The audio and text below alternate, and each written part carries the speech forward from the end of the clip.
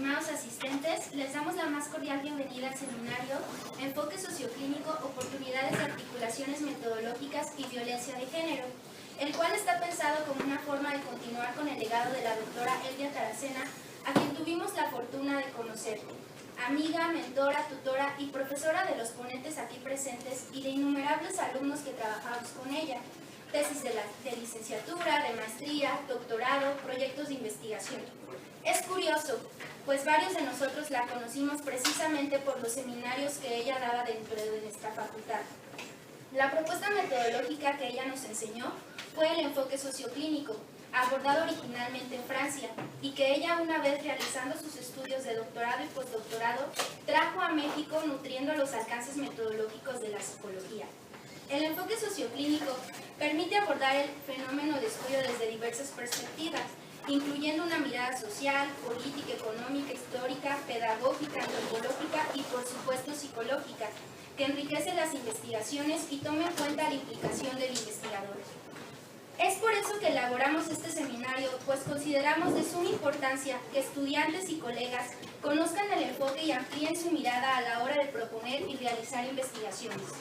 El seminario constará de 10 sesiones, en las cuales iremos abordando el enfoque socioclínico. Primero, sus bases epistemológicas, posteriormente algunas investigaciones que se han realizado desde dicho enfoque y finalmente una propuesta para abordar problemas actuales como lo es la violencia de género.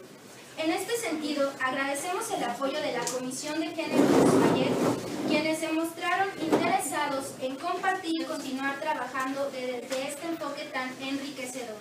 Esperamos contar con su participación y nos acompañen en esta propuesta de trabajo que nos emociona y conmueve al recordar a nuestra querida Elvia Taracena.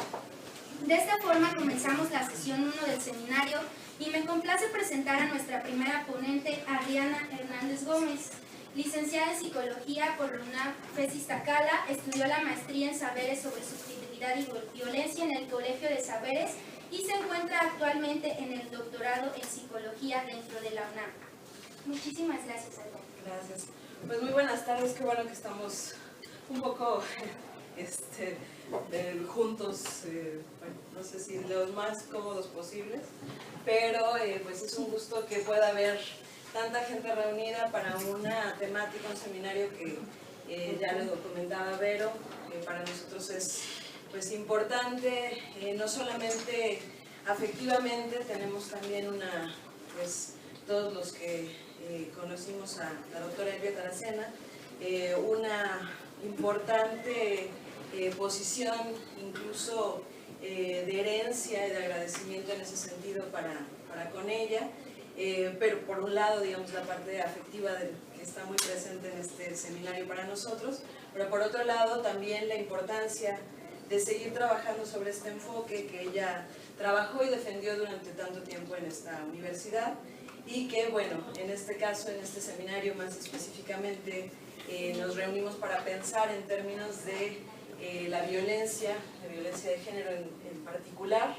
Y sobre todo, bueno, como ustedes lo van a ver y seguramente vieron en el programa, vamos a estar trabajando poco a poco en diferentes sesiones un acercamiento a esto que llamamos enfoque socioclínico y que especialmente, podríamos decir, en la sesión de hoy vamos a ir trabajando poco a poco con estos orígenes. Entonces, desconozco, veo algunas caras conocidas, algunos que ya había tenido gusto de conocerlos en algún momento, otras caras desconocidas para mí, no sé qué tanto ustedes tengan un acercamiento al enfoque socioclínico, pero bueno, esta primera sesión la vamos a dedicar justamente a pensar, no solamente, como lo dice el título que tenemos aquí, el contexto histórico-social de la génesis de la sociología clínica en Francia, que es su lugar de origen, pero obviamente hacia México y cómo lo venimos pensando, para que ustedes tengan de alguna manera un referente, una base y también podríamos decir pues un contexto de qué es esto de la sociología clínica, de dónde surge, y con un nombre tremendo, ¿no? Sociología clínica, y nosotros podemos decir, bueno, pero si estamos en la Facultad de Estudios Superiores, si está acá en la carrera de Psicología, ¿cómo sociología? ¿De qué estamos hablando? Bueno, y vamos a ver que no se refiere justamente a una disciplina dentro de la sociología, sino justamente a una manera de observar los fenómenos, y en este sentido iremos caminando en las siguientes sesiones para pensar la cuestión de la violencia, ¿no? Violencia de género en particular. Entonces, no quisiera hacer un recorrido así, digamos, tan estricto en términos históricos, porque ustedes seguramente tienen también algunos elementos, los vamos a ir trabajando poco a poco, pero sí quisiera que primero, antes de que nos adentráramos en la cuestión del enfoque socioclínico y de la sociología clínica, que seguramente ya les sonaron estos dos nombres, como bueno, es la misma cosa, estamos hablando de un saber distinto. Justo lo que quiero empezar a hacer es que entendamos de dónde viene la sociología clínica y por qué lo estamos pensando ahora y de qué manera lo vamos a empezar a trabajar. Entonces, ¿alguien quisiera decirnos, seguramente algunos de los presentes ubican algunas de estas cuestiones como más específicamente? ¿Habían escuchado sobre la sociología clínica? ¿Algo? Que los trae por acá también, ¿no? Un poco. Que nos quieran compartir así brevemente. ¿Qué habían escuchado de la sociología clínica y qué los animó a venir el día de hoy a esto?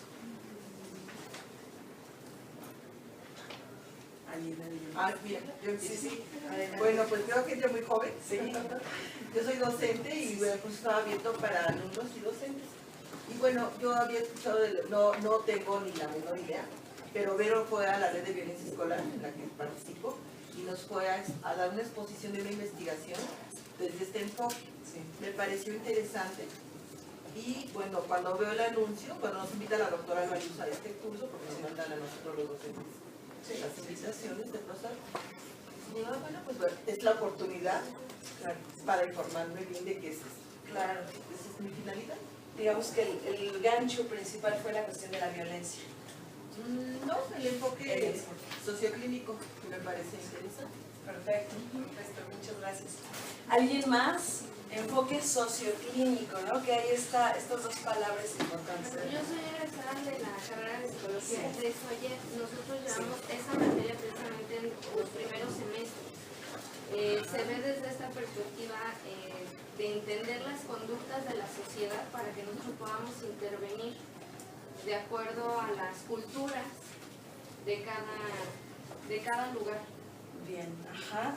Y no se ve como tal, al menos en Soyer, soy profesora también de Soyer, porque ubico a algunos alumnos, no se ve como tal lo socioclínico, pero sí hay, por supuesto, materias que tienen que ver con la cuestión social, pero justo ahí empezamos con una cuestión importante, es decir, cuando nosotros empezamos a acercarnos a la sociología clínica, pues tenemos que tener una certeza también de qué estamos hablando. No estamos hablando de cuestiones psicosociales solamente, y no estamos hablando solamente de las cuestiones, nombrémoslo con esta palabra, como más individuales, sino justamente algo que se cruza. Por eso lo socioclínico, algo que se cruza entre los procesos culturales, procesos socioculturales podemos decir, y una visión más, para entender la cuestión clínica, como una visión más del sujeto.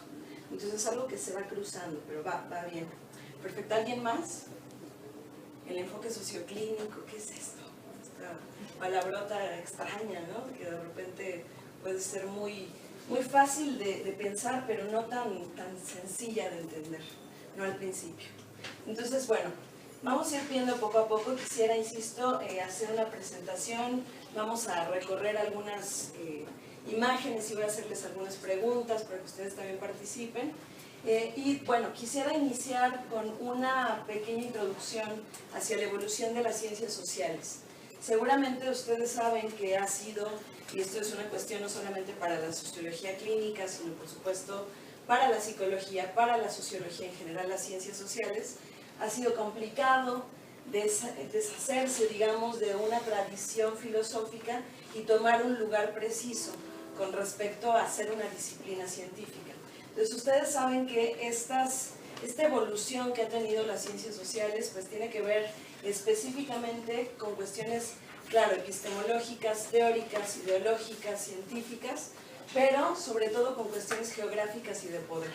Es decir, una ciencia o las ciencias sociales no están fuera de las cuestiones de poder y cómo van poco a poco de alguna manera tomando lugar, tomando fuerza, evidentemente por cuestiones de conveniencia, cuestiones que podemos ir comentando poco a poco. Comento esto porque, y disculparán ustedes la voz, pero ando un poquito mal de la garganta. Comento todo esto porque cuando nosotros pensamos en el desarrollo de las ciencias sociales, no lo podemos pensar fuera de contexto. Es decir, cada país, en cada geografía se van gestando de manera diferente, vamos trabajando de manera diferente y poco a poco se van aceptando o rechazando ciertos modelos de acuerdo a lo que se va trabajando. Entonces, evidentemente en el caso de la psicología, en el caso de la sociología, lo que va sucediendo es cómo se va a separar de la filosofía. En el caso específico de Francia, que es de donde vamos a partir, ustedes saben perfectamente que en el siglo XIX esta separación de la filosofía se da, pero se da, de la psicología y de la sociología por otro lado, se da, pero se da de una manera muy, digamos, muy, tomando en cuenta las cuestiones más específicas del momento. Es decir, siglo XIX, cuando empieza el positivismo a tener este gran lugar, este gran papel, y de repente la psicología y la sociología empiezan a empaparse, por supuesto, de todos los supuestos, de todo lo que fue trabajando, seguramente lo ubican todos, ¿no? Augusto Comte, buscando leyes para explicar la realidad, y evidentemente todas las cuestiones de la psicología y de la sociología empiezan poco a poco a empaparse de esto. Tener de alguna manera certezas, tener leyes que expliquen el comportamiento humano, la psicología, pero también el comportamiento social. Entonces, cuando nosotros estamos en esta época, en el siglo XIX, cuando todavía está habiendo estos intentos por ser una disciplina científica, aceptada, etc., de repente había algunas otras miradas, y miradas que eran totalmente distintas, y que empezaban a preguntarse por lo psicosocial. Es decir, ya no solamente por elementos psicológicos o solamente sociológicos, sino esta confluencia. ¿Será que podemos separar lo psíquico de lo social? ¿Ustedes qué dicen? No, porque el sujeto se construye en un grupo. Claro. Así sea en un principio en la familia, que es la célula. Sí, o sea, no podemos crecer aislados de ese grupo. Sí. Si seríamos algo extraño, ¿no? Claro. De ahí ese grupo transmite lo que en su comunidad es lo usual. Claro. Así pueda ser costumbres de comer, de alimentos, costumbres de diversión, y todo eso lo vamos asimilando después como individuos y nos va dando ciertas características psicológicas. Por supuesto. ¿Y qué fue primero? Si nosotros preguntamos esta... El huevo o la gallina. El huevo o la gallina, que sería una pregunta muy inútil, es decir, es una pregunta a la que no tenemos... Tenemos respuestas en tanto posturas teóricas, pero no tenemos respuestas únicas. Es decir, cuando estamos pensando en qué fue primero, por ejemplo, lo social o lo psicológico, ustedes, a lo mejor la mayoría, que supongo que la mayoría son psicólogos, me pueden decir, por supuesto, lo psicológico. Si estuviéramos, en el caso mío, yo estoy en la Facultad de Ciencias Políticas y Sociales, trabajo más con sociólogos. Si les hiciera esta pregunta a los sociólogos, me dirían, por supuesto, lo social precede a lo psíquico. O sea, nos volvemos a un problema que es un problema que data del siglo XIX y que no hemos resuelto porque no tiene forma de resolverse. Entonces, esta pregunta es un poco darle vueltas a la misma cosa, pero justo en el siglo XIX es que empiezan a gestarse estas preguntas por lo psicosocial. Seguramente ustedes ubican estos tres autores que tenemos aquí. Émile Durkheim, Tard, también uno de los grandes pensadores de lo psicosocial, y Gustave Le Bon. ¿Se ubican alguno de estos? ¿No? Bueno, son autores franceses que se empiezan a preguntar por esta unión de lo psicosocial. ¿Qué fue primero? Si es lo social o lo psíquico lo que está configurando. Y más que qué fue primero, cómo se configura lo social y lo psicosocial. Hay varias preguntas justamente ahí que se van gestando y que van a abrir una otra mirada. Es decir, pareciera que no bastaba con la cuestión como más ligada al positivismo para pensar responder a estas preguntas. Entonces, en Francia va sucediendo esto, se va marcando una fuerte tradición positivista, que es una tradición, por supuesto, que a la fecha nosotros, aquí mismo, 2017, en la carrera de psicología, nos sigue tomando todavía y lo seguimos trabajando, y ustedes saben que nuestra facultad, esta facultad es pues especialmente, digamos, posicionada en una mirada científica positivista, y esto por supuesto tiene ya muchísimo tiempo, pero tiene que ver con la cuestión de legitimidad de la ciencia. Es decir, pareciera que si no estamos colocados en una mirada positivista, entonces no tiene valor lo que estamos diciendo. ¿Qué quiero decir con esto? Lo que veíamos en la primera diapositiva, un poco esta cuestión del poder que está presente en la configuración, en la conformación de cualquier disciplina. O sea, no se configuran las disciplinas, en el caso, por ejemplo, de la psicología. Sabemos que es una visión, en el caso de Iztacala, tanto Suayet como Presencial, es una visión mayormente positivista. Y esto no es una cuestión, llamémosle, ligera, ¿no? Tiene que ver con cuestiones también de poder y cómo se ha posicionado de acuerdo a lo que se está buscando en un momento dado. No me voy a meter muchísimo en esto, pero como para que vayamos viendo estos orígenes, siglo XIX. Si nos vamos un poquito, nos alejamos de Francia, nos vamos a encontrar algunos otros aspectos en Alemania que son bastante curiosos. Ustedes seguramente ubican a este personaje, Wilhelm Wundt, perfectamente. ¿Quién es este personaje? El primer laboratorio en Alemania, el laboratorio de psicología, Sí. que obviamente, bueno, pues trabaja en introspección, ¿no? Bien, ajá. Y laboratorio de psicología experimental, ¿no? En 1879, ¿no? Es como el dato de todo psicólogo, si no lo robamos, ¿no? No nos dan nuestros títulos si no sabemos esto. O sea, es una cosa que se sabe. Pero lo que quiero mostrarles aquí no es lo que Wilhelm Wundt trabajó con respecto al laboratorio de psicología experimental, es decir, una visión positivista, sino justo años antes de que él, en 1879, pensara en el primer laboratorio de psicología experimental, con visión absolutamente positivista, él va a escribir 10 tomos, que no es poca cosa, 10 tomos de un texto maravilloso que se llama Völkerpsychologie, que es la psicología de los pueblos, y son 10 tomos de estudios antropológicos sobre los pueblos, ¿no? Sobre el origen, un poco la pregunta sobre el origen de lo social.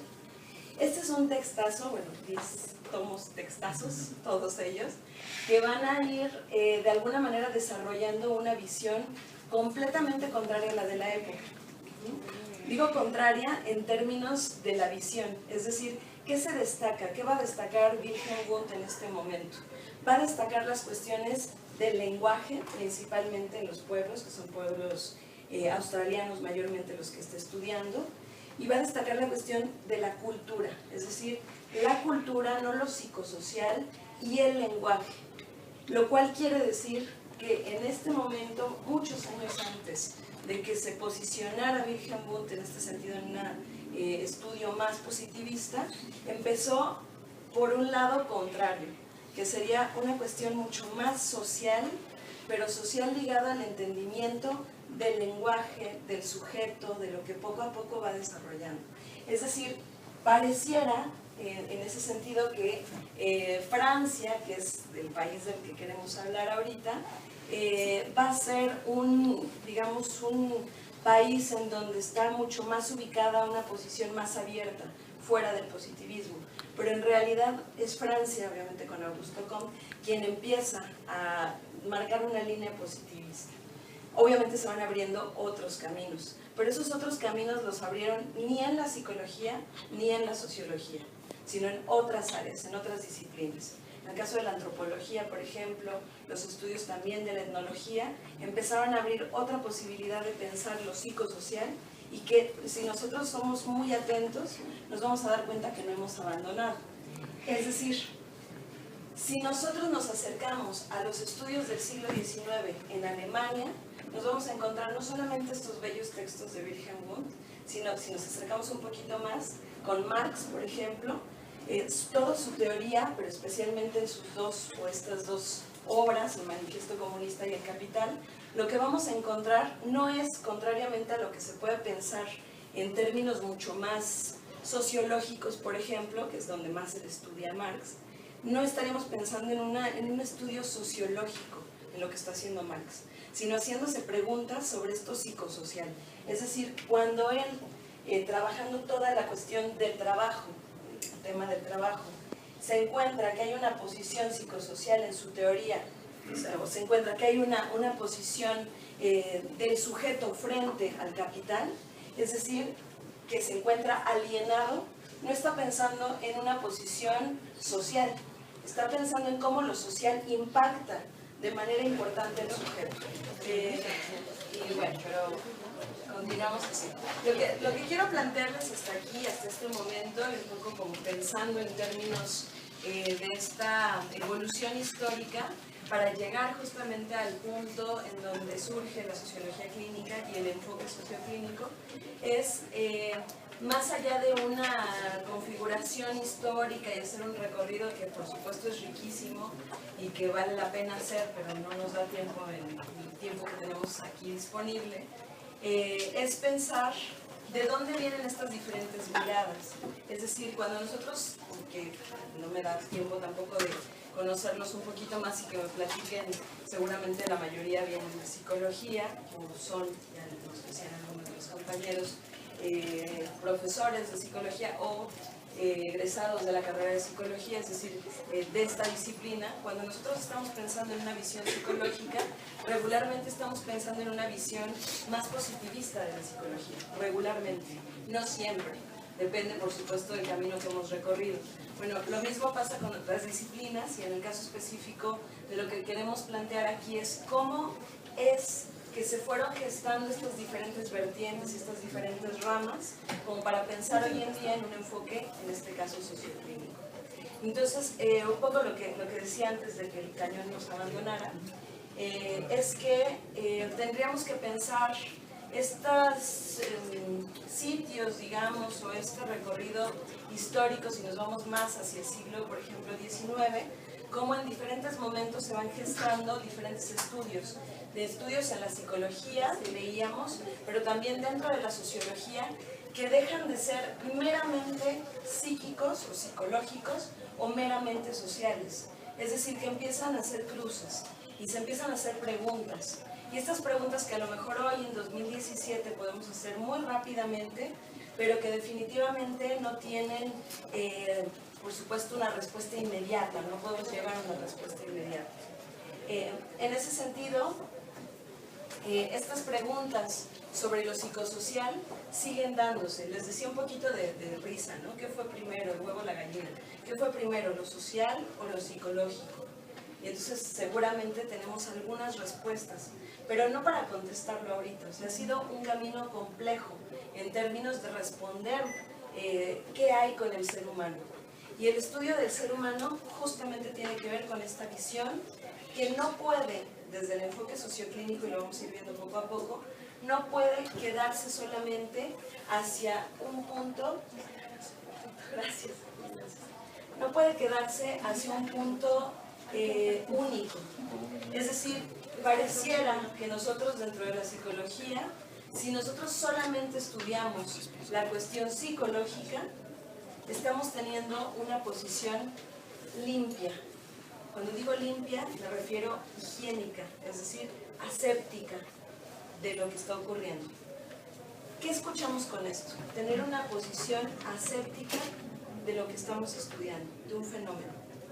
Cuando ustedes han hecho, seguramente han hecho muchísimas investigaciones en su recorrido académico, cuando hacemos una investigación en términos de un fenómeno psicológico, solo estudiarlo desde lo psicológico implica una posición aséptica. ¿Qué significa esto? ¿A qué les suena? Es que tratamos de controlar variables, ¿no? No otras variables, Sí. sino intervenio.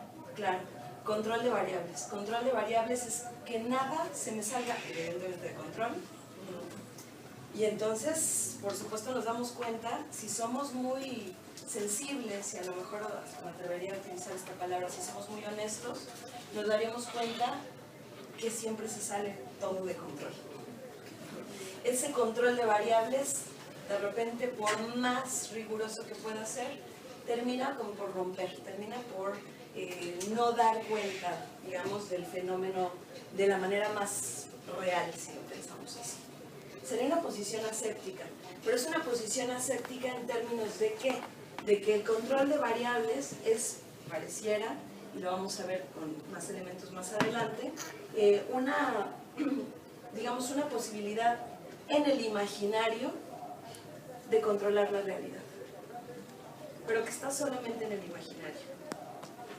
Podemos verdaderamente acceder a un fenómeno, estudiarlo, tomarlo en las manos, ponerlo, pensemos simbólicamente, en un microscopio, analizarlo y decir, aquí está, estamos dando cuenta de la violencia de género, aquí están las explicaciones, las leyes, los principios, las situaciones, las consecuencias, las causas, efectos de esto.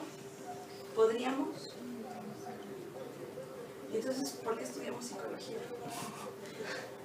Es decir, buscamos esas explicaciones, ¿no? Buscamos explicaciones de todo.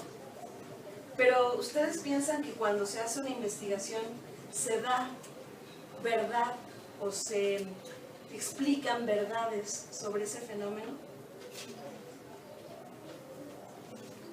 Somos científicos. Es la parte de la verdad. O sea, no vas a encontrar una verdad absoluta, pero sí vas a encontrar algún parámetro que te dé cierta veracidad, que es lo que estamos buscando. Cierta veracidad. Por supuesto, no se trata de estudios, digamos, de corazón, ¿no? De corazonadas que me van guiando como a estudiar algo. No, claro, hay un rigor. Pero muchas veces, y tendríamos que preguntarnos sobre esto, muchas veces tenemos esta intención de controlar absolutamente todo, de aislar el fenómeno psicológico y explicarlo. Bueno, pues justamente la sociología clínica se deshace de esta postura. No solamente la sociología clínica, lo sabemos, hay otras teorías, otras posturas que van poco a poco acercándose y alejándose de esta postura. Pero digamos que en cuestiones de poder, la visión positivista de la psicología es quien ha tenido mayor lugar, mayor peso, incluso hasta diríamos, en el sentido también ligado al poder, muchos más apoyos económicos y de otro tipo, y que es aquella visión que permite pensar, que se da cuenta de realidades, aunque sean cachitos de realidades, pero cachitos, reales. Se está explicando el fenómeno, ¿no? Bueno, pensar esto es pensar evidentemente que podemos captar un fenómeno en su completud, separándolo, partiéndolo, ¿no? Ustedes saben, la misma palabra análisis tiene que ver con esto, con separar un fenómeno, hacerlo cachitos, analizarlo, hacerlo cachitos y empezar a observarlo. Si esto es así, entonces nosotros podemos tener certezas, pero son las certezas del investigador. Es decir, ¿qué tanto nosotros estamos dispuestos como investigadores, como personas que trabajamos en este caso con lo psicológico, a no tener tanto miedo a la incertidumbre? Que es un poco de lo que va el enfoque socioclínico. Si seguimos con este punto, diríamos entonces un poco en lo histórico, en la configuración de lo histórico, que nos lleva a pensar en la sociología clínica, cómo se va partiendo y cómo se van dividiendo las disciplinas. Ustedes saben que tanto la psicología como la sociología se van a establecer como disciplinas de acuerdo, decíamos hace ratito, a un enfoque, una visión positivista, y que esto va a marcar muchísimas cosas. Pero va a haber una visión o una serie de visiones, puse dos aquí en azul si alcanzan a verlas, tanto por ejemplo la antropológica como la visión de la etnología, que están nutriendo todo el tiempo a la psicología y a la sociología, aun cuando éstas intentan salirse de ahí, intentan no tomarlo demasiado. ¿Por qué? Porque no son saberes desde la cuestión positiva. Entonces diríamos, cuando empieza a haber estas preguntas, poníamos con algunos autores en Francia, con Durkheim, con Gustave Le Bon, con Gabriel Tarde, ¿no? Todos estos grandes autores que se empiezan a preguntar sobre las masas, sobre los efectos que tienen, por ejemplo, a partir de la revolución industrial, todas estas masas de trabajadores que salían a la calle, y qué pasaba con lo psicosocial, todas estas preguntas que empiezan a gestarse, empiezan a generarse a su vez posturas con respecto a lo psicosocial generándose la psicología social. Pero todos ustedes saben que la psicología social no tiene una sola vertiente. Es decir, hay muchísimas maneras de pensar lo psicosocial y la psicología social se va a dividir a partir de estas visiones en psicología social psicológica, es decir, que pone especial interés en lo psicológico, podríamos decir, así como para ponerlo muy rápido, de alguna manera quien tiene el primer lugar, que fue primero el huevo o la gallina, quien está en primer lugar es lo psicológico, y lo psicológico genera lo social, ¿no? Y una serie de visiones que partieron de la visión psicológica de la psicología social. Y por otro lado, la visión sociológica de la psicología social. Nosotros en esta carrera estudiamos un poco más esta. Bueno, en psicología social a veces nos ponen cosas de psicoanálisis que no tienen que ver con psicología social. Es otra visión. Pero regularmente si estudiamos psicología en esta facultad, se estudia la visión psicológica de la psicología social.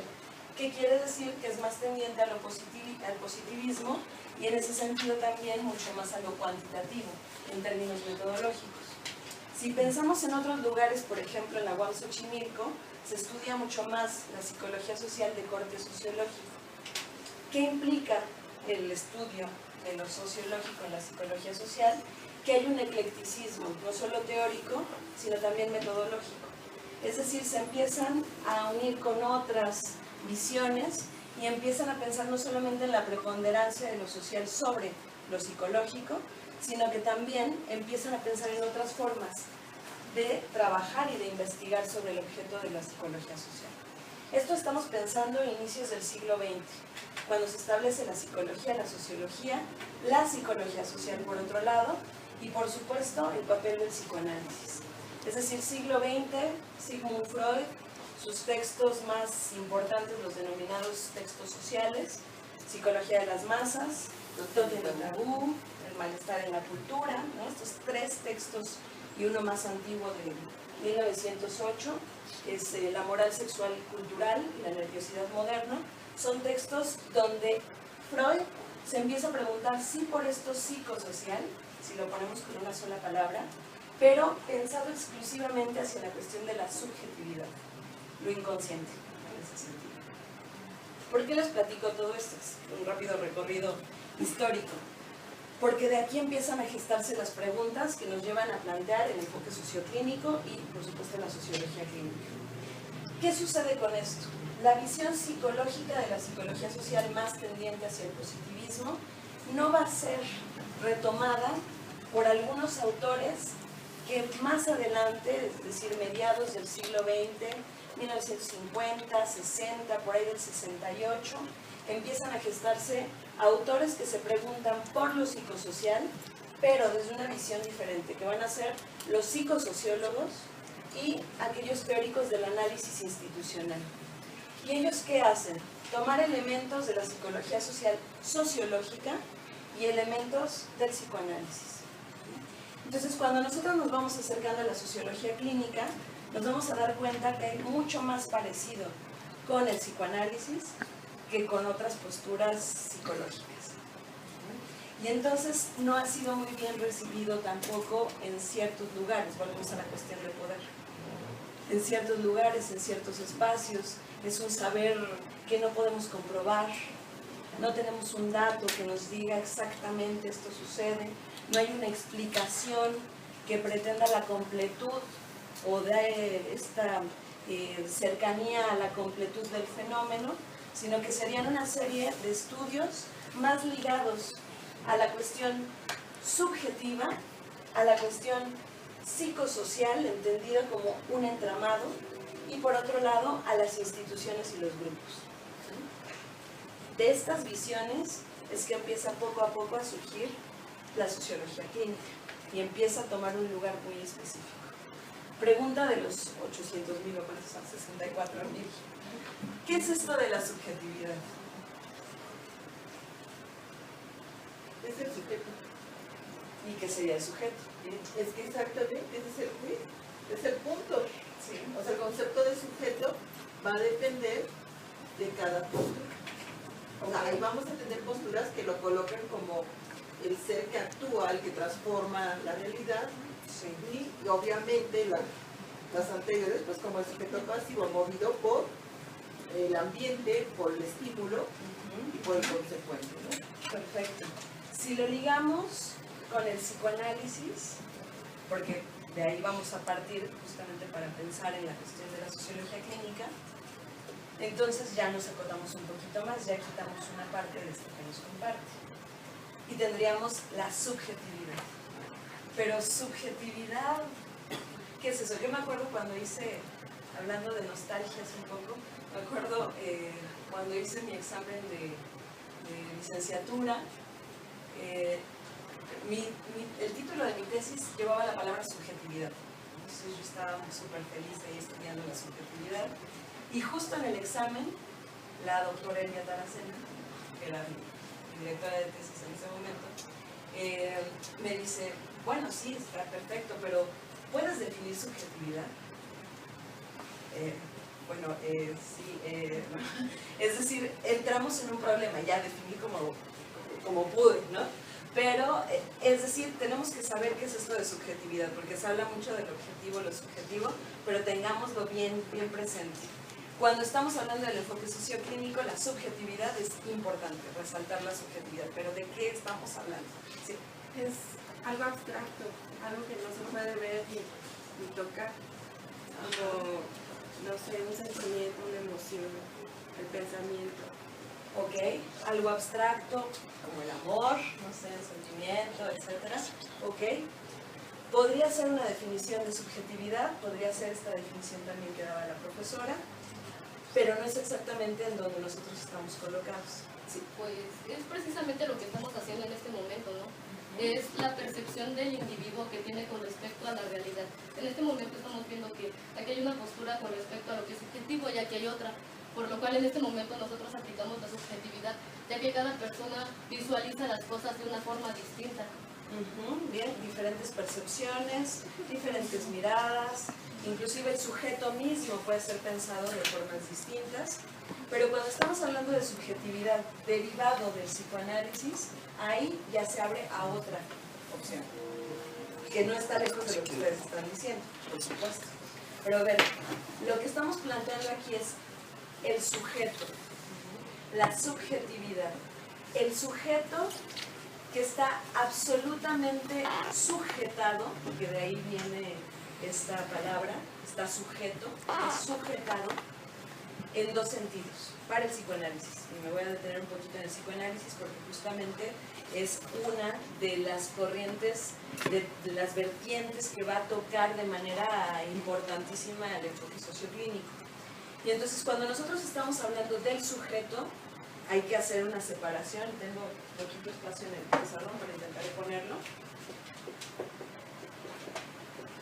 La gran diferencia entre sujeto e individuo no es nada más un sinónimo, no es lo mismo cuando yo como investigador digo los individuos hacen tal y cual cosa o los sujetos hacen tal o cual cosa. Hay una gran diferencia que no es nada más cambiarle la palabra por otra. La diferencia entre individuo y sujeto tiene que ver con la sujeción. Es decir, cuando nosotros estamos hablando de un sujeto, es aquel que está absoluta, y subrayo, absolutamente sujeto a dos sentidos. ¿A qué creen que estamos sujetos? A la cultura, por supuesto. Diríamos a lo social o a la cultura. Y sujetados a la cultura, absolutamente. ¿Y a qué más estamos sujetos? A lo biológico. A lo biológico, sí, aunque eso no lo pone el psicoanálisis como parte. Lo toma únicamente en el aspecto sexual, que es parte de nuestra biología. Sí, pero lo coloca justo en el lado contrario, no de la biología. No visto desde los aspectos. Exactamente. Sí, ¿Sería sí, lo es psíquico? Claro, lo psíquico, que en términos del psicoanálisis sería algo inconsciente. Es decir, lo que estoy planteando aquí es que cuando hablamos de subjetividad desde esta visión, por supuesto se puede hablar de subjetividad desde múltiples teorías, pero en el caso específico del psicoanálisis pensaríamos, la subjetividad tiene que ver con una doble sujeción. Estamos sujetos de manera absoluta a lo social y en ese sentido a lo inconsciente, a lo sexual, decía por supuesto la profesora. Amparo. Amparo, sí, gracias. Ya no me pongas los Amparo. Amparo, gracias. A lo inconsciente, es decir, a lo psíquico y a lo social. Y en ese sentido, si se fijan, en realidad uno y otro son lo mismo. Están totalmente unidos. Dirá Lacan ya más adelante, en los años 60, dirá el inconsciente está estructurado como lenguaje. Es decir, el inconsciente es cultura. Es cultural. Tiene que ver con esto que está ahí puesto en lo social. ¿Por qué nos estamos yendo hacia el psicoanálisis? Porque justamente parte de lo que trabaja el psicoanálisis, sobre todo freudiano, va a ser tomado por la sociología clínica como parte de sus fundamentos y de sus puntos de arranque. Pero no solamente con el psicoanálisis, porque también va a tomar distancia muy interesante, sino también con ciertos elementos de la sociología. Por ejemplo, uno de los autores con los que más trabaja, no sé si lo ubiquen ustedes, se llama Pierre Bourdieu. ¿Alguien lo ubica? Por supuesto. A Pierre Bourdieu, que es un autor francés de la sociología que va a trabajar de manera muy interesante la cuestión de la subjetividad, pero enraizada, por supuesto, en la cultura. No nos vamos a meter mucho en esto. Ahí, en esta vertiente, vamos a encontrar las diferencias, pero también los puntos de encuentro entre los psicosociólogos del siglo XX, mediados del siglo XX, y los sociólogos clínicos que empezaron a surgir también posterior al año 68 en Francia, y específicamente ya bien establecidos en el año 82 y en el año 90 ya como mucho más estructurados. Es decir, ya estamos un poquito más para acá, todavía el siglo pasado, pero un poco más cercanos a nosotros. Y van a estudiar los problemas sociales, pero desde una mirada muy particular.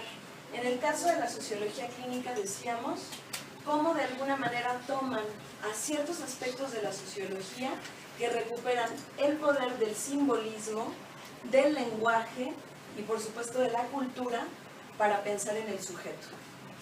No es la sociología positivista la que retoma la sociología clínica, sino aquella sociología que recupera el sujeto de manera importante. Por supuesto hay más autores, pero uno de ellos, Bourdieu, va a ser el más importante para la sociología clínica. Por otro lado, la sociología clínica va a recuperar al existencialismo, especialmente el existencialismo sartreano. Y aquí vamos a encontrar cosas muy interesantes, porque justo, y ahí voy poco a poco poniendo cada cosa en su lugar, justo la sociología clínica lo que destaca es que cuando nosotros estudiamos un fenómeno, un X problema social, no podemos entenderlo sino siendo parte, digamos, actores nosotros como investigadores, actores inclusive políticos, con una posición política frente a eso que estamos estudiando. Es decir, no es una mirada, decíamos hace ratito, una mirada ascética, no es una mirada limpia, no es una mirada del, digamos, científico de bata que observa con toda la distancia del mundo un fenómeno, sino es un investigador que está viendo un problema.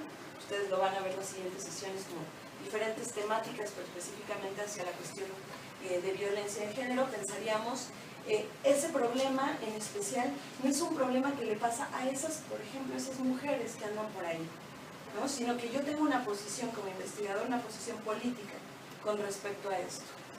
Y eso, además, también enraizado en lo que a esos sujetos que están compartiendo su historia con nosotros, por ejemplo, en una investigación, supongamos sobre violencia, esas personas que están de alguna manera compartiendo lo que han vivido, etcétera, esas personas también tienen la posibilidad en esa investigación que yo estoy elaborando de colocarse de una manera distinta. Es decir, no solamente soy lo que se ha hecho de mí, sino que también tengo una acción sobre esta vida que me toca vivir de alguna forma, ¿no? Es decir, puedo cambiar algo de lo que yo estoy haciendo. No me extiendo mucho en esto, porque esto lo van a ver de manera mucho más amplia más adelante. Y finalmente el psicoanálisis, pero el psicoanálisis más bien freudiano, que es el que va a recuperar todo el tiempo la sociología clínica. Freudiano, es decir, la cuestión del deseo inconsciente. Freudiano, la cuestión del Edipo, que seguramente ustedes ubican. Freudiano, la cuestión de las pulsiones. Y la cuestión sobre todo de la palabra, es decir, recuperar la palabra de los sujetos. Si vamos viendo esta posición de la sociología clínica, va a tener muchos puntos de encuentro con la psicosociología, que va a ser otra vertiente también en Francia. ¿Qué puntos de encuentro? Bueno, podemos encontrar justamente el primero que tenemos aquí. Está pensando que estos problemas sociales que va a intentar explicar, va a intentar comprender, mejor dicho, van a ser fenómenos complejos.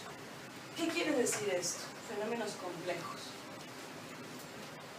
Pues que implica muchos aspectos.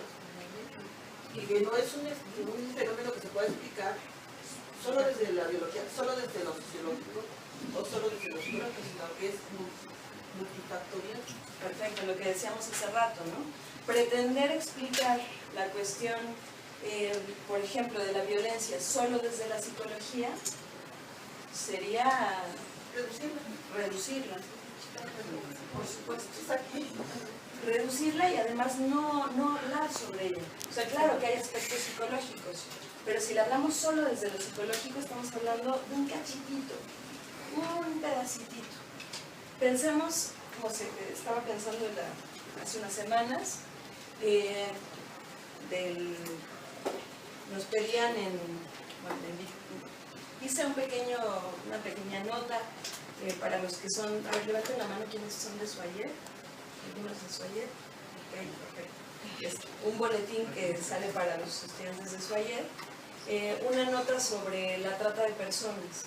Y entonces es una nota nada más, es decir, un artículo cortito de divulgación, 1000 palabras donde tienes que plantear la problemática. Y yo me veía enfrentada con la problemática de utilizar solo 1000 palabras para hablar de un tema enorme, ¿no? Enorme. Y no solamente porque no tenga mucha capacidad de síntesis, porque no va por ahí, sino porque es un problema que tiene que ser abordado desde diferentes puntos. Claro, estamos en la carrera de psicología, pues enfócate a lo psicológico. Pero si nos enfocamos a lo psicológico solamente, algo queda de lado.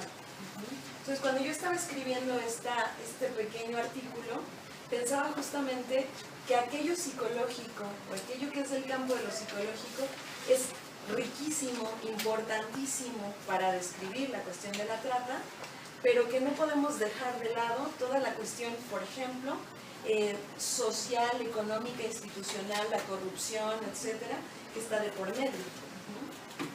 Entonces, cuando nosotros estamos pensando que tanto la sociología clínica como la psicosociología tienen como interés estudiar problemas complejos, lo está pensando no porque en sí sean complejos los problemas, sino porque hay una mirada de la complejidad de los fenómenos. Es decir, todo esto tiene que ver con la teoría de la complejidad de Edgar Morin, otro de los grandes pensadores de nuestros tiempos, también francés, y que va a pensar, evidentemente, que los fenómenos no pueden ser partidos por disciplinas. ¿Lo hacemos nosotros aquí en la facultad y en todas las facultades? Por supuesto que sí. También un poco para tener un control y que no nos volvamos locos, pero saber que hay un fenómeno complejo y que lo que tú estás estudiando es solamente un campo y que no puedes llegar a la explicación total de ese fenómeno. En ese sentido, la sociología clínica y la psicosociología también va a requerir todo el tiempo de múltiples visiones. ¿Qué quiere decir esto? Que ahorita vamos a ver algunos de los autores muy rápidamente que trabajan desde la sociología clínica Y algunos son antropólogos, algunos son psicólogos, algunos son sociólogos, etc. Y que todos ellos son personas fronterizas, es decir, personas que no podemos ubicar exactamente en una disciplina. ¿Por qué? Porque están conscientes de que el fenómeno complejo no puede tomarse solo por una sola visión, que esto también tiene sus complejidades a su vez, que ahorita lo vamos a ver. Segundo punto, reconocimiento de la dialéctica psicosocial. ¿Qué quiere decir esto? Justo lo que teníamos de este lado, ¿no? Hay una dialéctica, no es uno precede al otro, uno provoca al otro, sino que en conjunción se forma el sujeto. El sujeto es cultura en tanto es psíquico, o es psíquico en tanto es cultura, pero no podemos pensarlo separado de él. Y en ese sentido, diríamos, la dialéctica psicosocial está presente en los estudios. Además, hay una fuerte mirada de la singularidad. ¿Qué quiere decir la singularidad? Hablábamos de subjetividad, ahora singularidad. Los problemas sociales tienen que pensarse desde su singularidad. ¿Qué querrá decir esto? Cada grupo social se agrupa de manera diferente, establece vínculos diferentes y de ahí que tenga particularidades y especificidades. Podríamos hablar de los grupos en México, por ejemplo, los otomanos tienen una visión de la vida. En Nayarit, por ejemplo, ellos tienen una visión de la vida y del amor, ¿no? Y entonces, a pesar de que estamos en México, nosotros tenemos otra visión de los mismos fenómenos. Hay particularidades, hay singularidades. Exactamente. Las particularidades. No vamos a hablar, muchachos, equivóquense. No pasa nada. Yo soy profesora y les invito mucho a mis alumnos. Hablen, equivóquense. Yo cuando escuché la presentación de mis dos compañeras hace rato, yo mis compañeras que estamos aquí en el mismo grupo, me encantó. O sea, dije, ay, pues sí, lo está expresando bien, ¿no? O sea, atrévanse, chicos, son muy jóvenes. Y aparte es, digamos que la posibilidad de poner en palabras, ¿no? De retroalimentarnos, porque bueno, ¿qué pasa si me dices que no es cierto lo que digo? No pasa nada. No pasa nada, por supuesto. Exacto. Es una visita. Así es. ¿Querías decir algo, no? Ahora, la singularidad, a ver, ¿qué más? Ya nos decía Amparo algunos puntos. La singularidad como estas especificidades, digamos, de, por ejemplo, grupos. Pero la singularidad es solo eso. Imagínense ustedes, estudiar un fenómeno social, por ejemplo, en su singularidad. Estudiar una problemática, un fenómeno complejo en su singularidad. Sí. ¿Se refiere a sus características específicas? Desde sus características específicas, que coincide justamente con lo que decía Amparo, bien. O podría ser desde su forma más básica, ¿no? Sus cimientos. Sí, desde su forma más básica, sus cimientos, pero también, incluso diríamos, y voy a poner una palabra extra aquí, una fuerte mirada del respeto por la singularidad. Es decir, no solamente que sea muy específico, muy particular en sus cimientos, una manera muy específica de presentarse en grupos diferentes, etcétera, sino en el respeto de la singularidad de cada caso y de cada grupo, persona, institución, etcétera, que muchas veces no se tiene cuando tenemos una visión positivista. Es decir, cuando pensamos en el respeto por la singularidad, es imposible esta palabra que tanto conocemos en psicología como generalización. Es el opuesto. No podríamos jamás pensar, por más que hayamos hecho, por ejemplo, una investigación sobre un grupo indígena en particular, que esas son las leyes que rigen al grupo indígena X. Y ya, ahí está puesto. Sino que tendríamos que pensar en la singularidad del caso, de la situación, etc. O sea, nunca podríamos arribar, nunca podríamos llegar a una ley en ese sentido, ¿no? Hay varias cosas aquí puestas con la singularidad que me adelanto.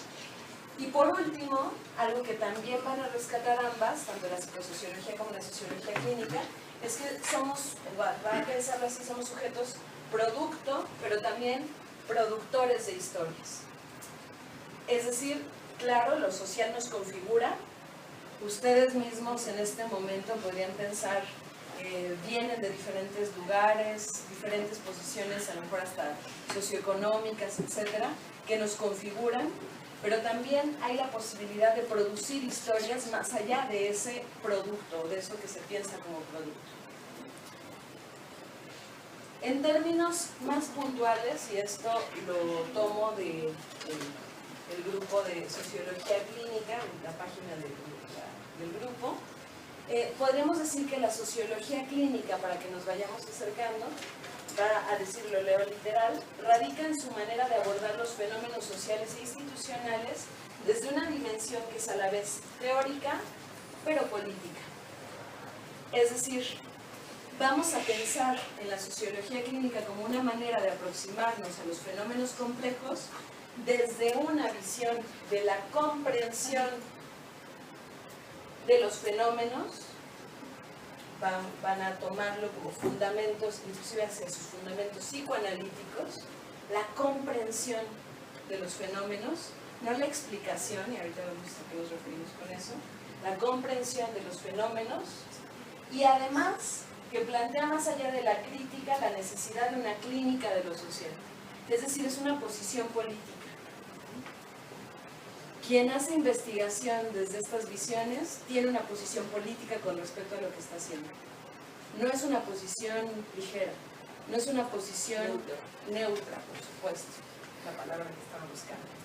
No es una posición neutra, es una posición totalmente politizada.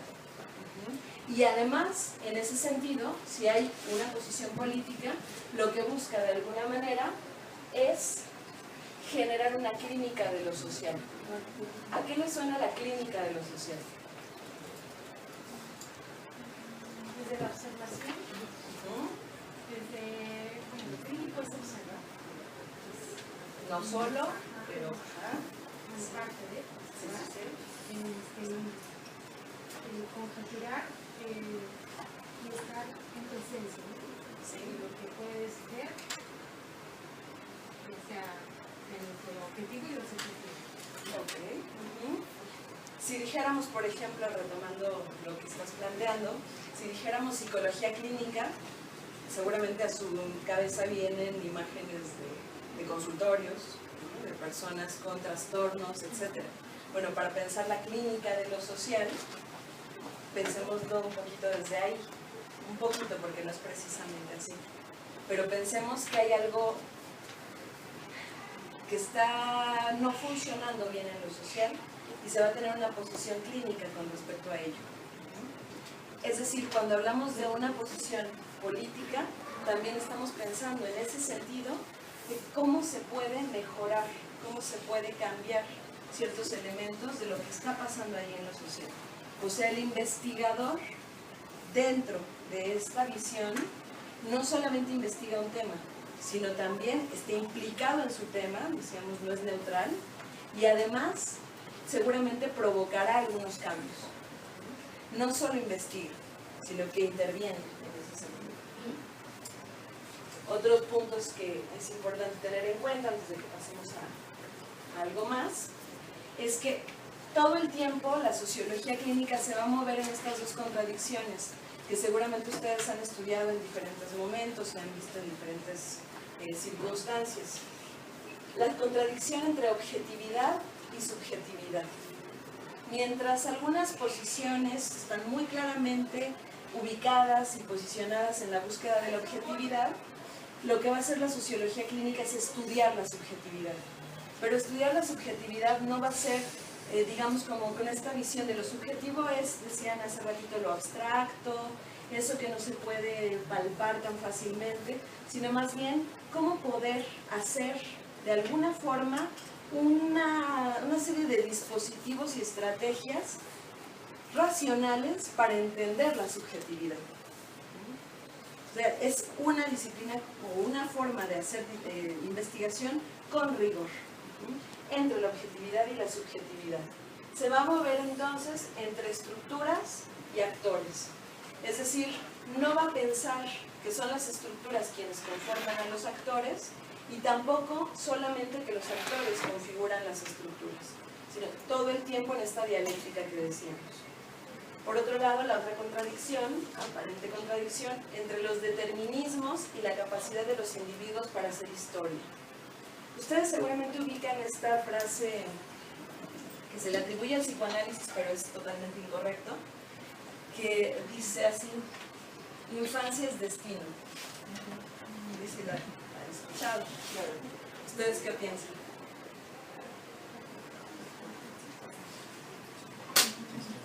Infancia es destino.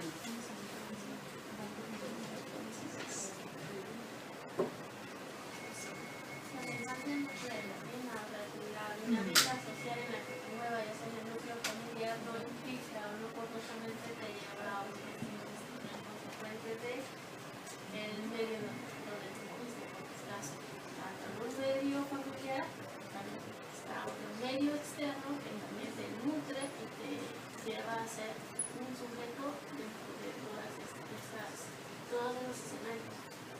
Bien, sí. O sea, no estaríamos de acuerdo con esta frase. Infancia es destino. Sí, bueno, yo tampoco estaría tan de acuerdo con eso, pero es como lo que, bueno, anteriormente había citado a Sartre, ¿no? Sartre también tiene una frase que dice: el hombre existe a la medida en la que se construye. Es decir, que ya no tenemos un destino fijado, sino que nosotros vamos construyendo eso mismo.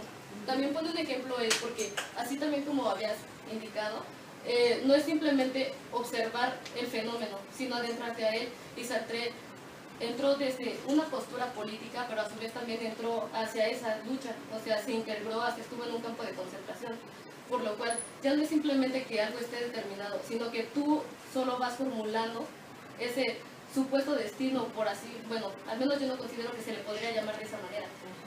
Bueno, esto es con respecto a mi punto y a mi perspectiva, por supuesto. Sí, perfecto. O sea, habría una contradicción aquí, pero se mueve también entre estas contradicciones, entre los determinismos sociales, psíquicos, decíamos hace rato con esta cuestión de la sujeción entre la cultura y el inconsciente. Digamos, ¿qué nos determina a nosotros como sujetos? Nos determinan estos determinismos sociales en los que crecimos, somos, creo, si no me equivoco, todos los que estamos aquí mexicanos, esto nos configura, por supuesto que algo configura, inclusive hasta nuestros antojos. No sé si no comieron antes de venir al seminario, seguramente, no sé, se nos antojan las enchiladas, se nos antoja, no sé, algo como muy cercano a nuestra cultura, ¿vale? Quiero decir, ¿no? E incluso eso está determinado, pero nos tenemos que mover, o la postura de la sociología clínica también tiene esta visión de ese sujeto más allá de sus determinismos. Infancia no es destino. Por eso les decía hace un momento cómo se atribuye esta frasezota, que es espantosa para mi gusto, al psicoanálisis, y no es lo que plantea el psicoanálisis, sino, bueno, estamos, lo diré así con estas palabras, estamos fregados, ¿no? Si tuvimos una infancia terrible, pues ni modo, tendremos una vida terrible. O si nacimos en condiciones sociales espantosas, pues estamos, ya, ahí estamos determinados, ¿no? Obviamente no se trataría de pensarlo así, sino que justamente el sujeto es actor también en su historia y puede crear y construir una historia. Entonces va, digamos que enraizándose, haciendo este lugar entre aquello que pareciera determinar a los sujetos, pero que los sujetos también pueden hacer historia. Son también sujetos de su propia historia. Y en ese sentido, la racionalidad y la irracionalidad todo el tiempo se van a ir jugando. De repente, estas posturas que tienden a pensarlo todo desde lo racional, terminan por desmembrar al sujeto, por dejarlo de lado. No sé, pensaba hace ratito que venía en camino para acá, estaba escuchando el radio y estaba una persona hablando sobre la prevención del VIH, y hablaba sobre, obviamente, la necesidad de utilizar condón, etcétera. Era un programa como muy dirigido a jóvenes. Y entonces yo pensaba, escuchando todo esto, que no es que fuera información inútil, no es que fuera mala información, pero pensaba, es que estas personas de alguna manera se están refiriendo a sujetos racionales. A ver, ¿ustedes quieren que les dé VIH? No. Ah, bueno, entonces usen condón. Ah, ya solucionamos todo. Entonces sería bastante absurdo pensar que esa es la razón por la cual muchísima gente, no solo jóvenes, de todas las edades, se siguen contagiando de VIH. Es que son tontos y pues no usan condón, o es que no sabían que era importante. Evidentemente es una tontería, lo que estoy diciendo es una tontería, pensar que hay una serie de aspectos solamente, llamémosle, racionales. Es decir, tenemos que pensar que la visión de la sociología clínica parte de un sujeto que se mueve entre lo irracional y lo racional todo el tiempo. O sea, que sus decisiones no solo son decisiones pensadas, bien estructuradas y analizadas, muy racionales, sino, o hay que educarlo en ese sentido, sino que también hay una serie de decisiones entre comillas, que toma sin siquiera darse cuenta de ello. O sea, estamos viendo un sujeto mucho más complejo y un sujeto que no se puede adherir a las visiones más positivistas que aluden todo el tiempo a estrategias educativas. Seguramente ustedes, y bueno, yo y pues, todos los que estamos aquí, seguramente recibimos en nuestras escuelas por ahí de la secundaria y cosas así, y creo que ahora es más temprano en la vida, pero estas pláticas de educación sexual. Todos recibimos estas platiquillas, y no es que estén mal, pero no resuelven nada. ¿Están de acuerdo? ¿O sí resuelven mucho? No, porque estás hablando que es información, Sí, sí. pero educación va más allá. Imagínate, la educación son los padres, ¿no? Porque no les dieron educación a ellos. Entonces, ¿cómo puedo hablar de sexualidad con mis hijos si no? En mi caso ocurre diferente. Como psicóloga, pues es un tema que lo abro, que lo puedo platicar perfectamente, pero habrá muchos padres que no lo pueden abrir. Entonces, no educamos a nuestros jóvenes. Y entonces, al no abrir el tema, no, mejor ni hablar de eso, porque vayan a ejercer la sexualidad, van a ejercer de todas maneras. Tengo la mente. Con y sin información. Y además, peor aún, se da los ojos, ¿no? ¿Qué es eso? ¿Qué prácticas, pues desde tu perspectiva, sería mejor para ti? Tienes que tomar conciencia.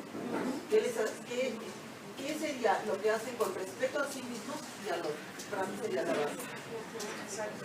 Sí, y que iría siempre más allá de la educación. Es decir, cuando nosotros pensamos que los sujetos que están, digamos, involucrados en alguna problemática social son 100% racionales, nosotros lo que haríamos es crear una serie de estrategias que llevarían a educar a esas personas. Digo, puse el ejemplo del uso del condón, pero podría ser cualquier otra cosa. Eduquemos a la gente. Claro, porque estás pensando en un sujeto 100% racional, que necesita educarse, que necesita saber, como si el saber fuera suficiente. Si nosotros nos posicionamos desde aquí, entonces estaríamos saliendo de esto que puse en el pizarrón, ¿no? De esta sujeción, por un lado a la cultura, pero por otro lado también a una serie de cuestiones más bien psíquicas, de las cuales a veces ni se da cuenta. ¿Por qué se dan tantos, por ejemplo, embarazos adolescentes? No pretendo que me digan por qué, pero pensemos un poco en eso, ¿no?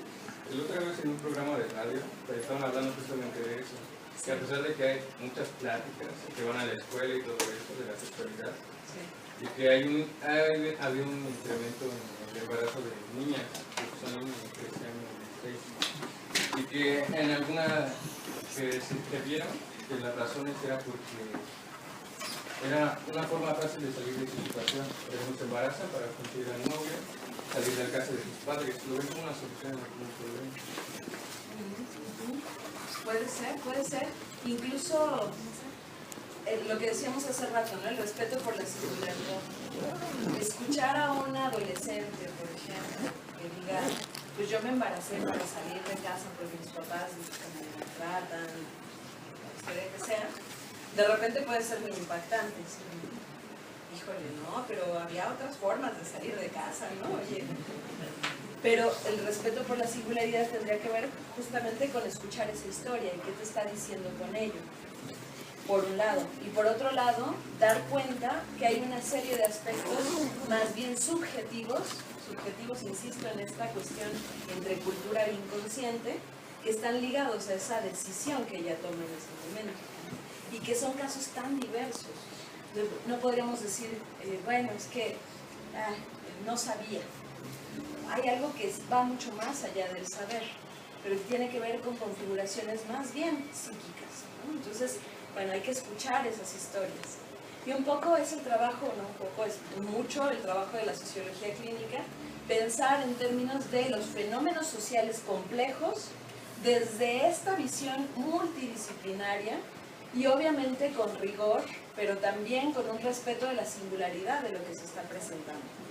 Quiero ponerles rápidamente aquí un mapa de la sociología clínica, que les hemos dicho surgió en Francia, y uno de los principales autores que ustedes pueden encontrar como representantes de la sociología clínica va a ser Vincent de Goleyac, que actualmente sigue trabajando en términos muy interesantes, diferentes temáticas, últimamente ligadas más a la cuestión del trabajo en las organizaciones, entre otros temas. Eugène Enríquez, Max Pagès, Nicole Aubert en Francia, que van a ser, por poner algunos nombres, ahí le puse puntos suspensivos, nada más como para que vayan ubicando algunos nombres, teóricos que se mueven en diferentes disciplinas desde la visión clínica. Surge en Francia, pero curiosamente esta posición teórica empieza a esparcirse en diferentes investigadores a lo largo del mundo. Entonces vamos a encontrar, por ejemplo, en Bélgica, en Italia, en España, en Turquía, en Rusia, en Grecia, en Suiza, vamos a encontrar diferentes autores, insisto, desde diferentes visiones teóricas totalmente. En el caso de México, pues Elvia Taracena también, que hemos hablado varias veces de ella, pues estuvo trabajando durante mucho tiempo junto con este grupo de sociología clínica en el Laboratorio de Cambio Social, y se han hecho estudios totalmente diferentes. Es decir, no estamos pensando en términos de disciplinas, sino en términos de enfoque. Cómo pensar problemas sociales, ya sea desde la psicología, ya sea desde la sociología, desde la antropología, desde la pedagogía, desde donde quieran, pero pensarlo con un enfoque clínico. Hay también gente en Uruguay, en Argentina, en Brasil, en Chile, en Haití, en Canadá, y un solo país en Argelia, un solo país en África, en el caso de Argelia, que están trabajando con esta perspectiva. Y es un grupo reducido, pero es un grupo que ha hecho importantes investigaciones, y por eso quise poner este mapa un poco para que tuvieran esta visión de cómo se ha trabajado la sociología clínica. Quise poner dos imágenes. El hombre que está arriba es Vincent de Goleyac, que es este teórico que ha trabajado mucho desde hace muchos años, digamos, como uno de los grandes pioneros, y actualmente, aunque ya está fuera del ámbito universitario, sigue trabajando con estos temas. Y quise poner esta imagen y no una foto porque venían unas dos citas de él. Bueno, una cita de Sartre y una de Vincent de Goleyac, que alcanzo a leer. La de Sartre, que justamente ilustra la posición de la sociología clínica que decíamos hace rato. Lo importante no es lo que hace el hombre, sino aquello que hace. Aquello que hace de lo que le sucede, ¿no? O sea, hay algo ahí en estos términos de ser actor y ser escritor, por ponerlo de alguna forma, de su propia historia, ¿no? Más allá de los determinismos sociales. Y una segunda frase más bien de Vincent de Goleyac: el individuo es producto de una historia donde él busca devenir sujeto. Es decir, no estamos pensando en individuos independientes, racionales, perfectamente conscientes de lo que están haciendo, sino en sujetos, pero sujetos capaces de cambiar su historia. Por eso, insisto mucho, esta posición teórica es una posición política también. Y suena muy fuerte la palabra política, pero yo personalmente, no sé qué piensan ustedes, pero creo que cuando se tiene una posición política con respecto a lo que se trabaja de manera académica, teórica, etcétera, se trabaja muchísimo mejor, porque es una posición política pero ética también. O sea, no podemos salirnos de esos puntos. Si nosotros no tuviéramos y lo digo en general con los investigadores, si nosotros no tuviéramos una posición política con respecto a lo que estamos trabajando. Estamos haciendo un trabajo como totalmente desligados, sin afectividad. Y en ese sentido no podríamos hacer un trabajo correcto. Quisiera abrir una pregunta con esto. ¿Qué los trae a este seminario? Quienes quieran compartir. ¿Qué los trae a este seminario? Bueno, a mí me interesaría saber un poco más acerca de este enfoque, porque considero que la información que posiblemente nos den en el aula no es suficiente. Entonces creo que hay mucho más allá de lo que nos pueden enseñar ahí, y por eso me gustaría informarme acerca de eso. Perfecto. Y que es también de alguna manera una posición, como la nombran algunos autores, epistemofílica, ¿no? Es decir, una pasión por el saber. Una pasión por el saber, pero que es una pasión que está ligada a una posición política y ética, como psicóloga, supongo. O sea, no podría estar desligada de eso. Si estuviera desligada, entonces seguramente estarías en tu casa, no de pie, en una sala, no de calor. Con 50 personas. Con 50 personas. Exacto. No, vaya, estaríamos en otras condiciones, ¿no? Hay algo que nos arraiga y eso lo tenemos que tener bien pensado. ¿Qué más los trae aquí? Ya nos compartía Amparo, pero algunas otras. Sí. Yo ahora que Pauta me invitó a colaborar con él, veía el título, ¿no? Socioclínico. Sí.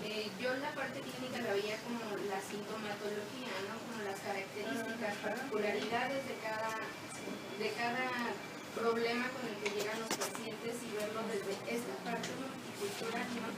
Cada uno llega con ideas, creencias, igual con características muy distintas.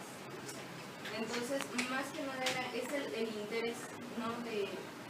Desde estas distintas sociedades, cómo poder intervenir en esas cuestiones tan distintas de cada paciente. Ok, perfecto. Y hablas de estas cuestiones más como sintomáticas, más de enfermedad, más ligadas a la cuestión de la normalización. Sobre todo no desde la parte profesional, sino desde la parte del paciente, ¿no? Ellos llegan pensando que son enfermedades. Sí. ¿No? Entonces, a veces ese estigma que ellos traen del síntoma es donde nosotros debemos aprender a intervenir.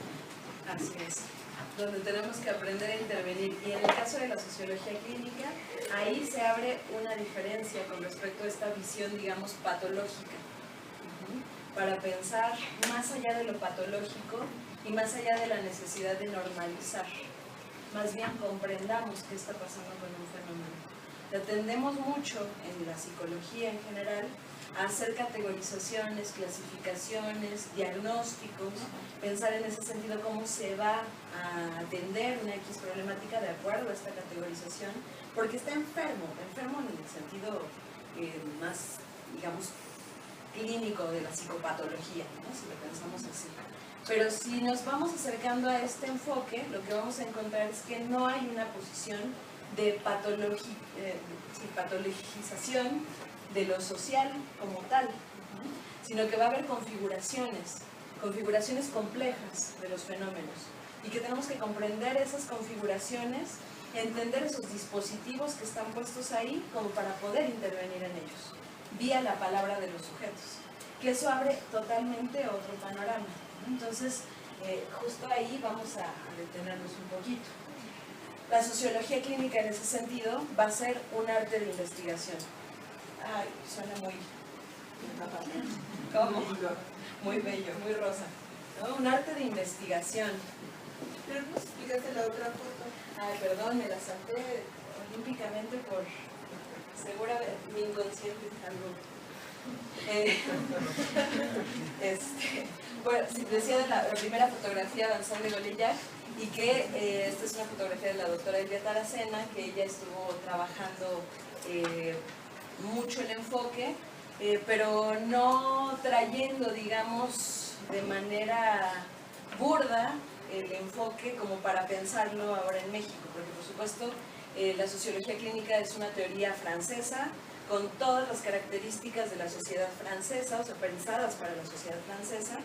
Y lo genial, me parece, del enfoque que trabajó la doctora Elvia Taracena es que justamente lo trae a México, pero no como para hacer una aplicación extraña, digamos, en las condiciones mexicanas, sino que lo traduce a las circunstancias de nuestro México. Es decir, si nosotros hablamos, en el caso de la violencia de género, en Francia, va a ser radicalmente distinta que si la hablamos en México, definitivamente. Decíamos, por toda la complejidad del fenómeno. Entonces, evidentemente, todos los autores que, bueno, no nombré, pero si quieren les paso después la presentación, los autores en diferentes países lo que hicieron justamente es esto, pensar en la sociología clínica, pero para las problemáticas y las dificultades que se van, o fenómenos que se van presentando en los diferentes países. Y en el caso de México, pues hay toda una configuración que ustedes verán, si no me equivoco, en la siguiente sesión, algo más específico así. A mí sí me gustaría que me la compartieras, no sé si con es suficiente. Sí, o te presto mi memoria. Como quieran, pero sí, si quieren pasar una listita y les mando.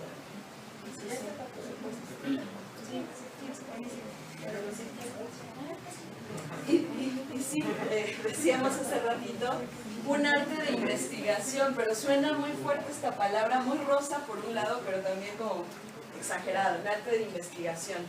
¿A qué les suena el arte de investigación? A mí me suena como justamente este subjetivo, algo creativo, algo que tienes que estar como reinterpretando. Exacto, sí. Es curioso, quisiera retomar una palabra del alemán. Justo Freud, cuando habla del psicoanálisis, él habla de un arte de la interpretación. Él dice, no estamos interpretando, estamos haciendo el arte de la interpretación. Y dice, wow, sí, ¿no? ¿Qué quiere decir esto? Y utiliza una palabra que en alemán es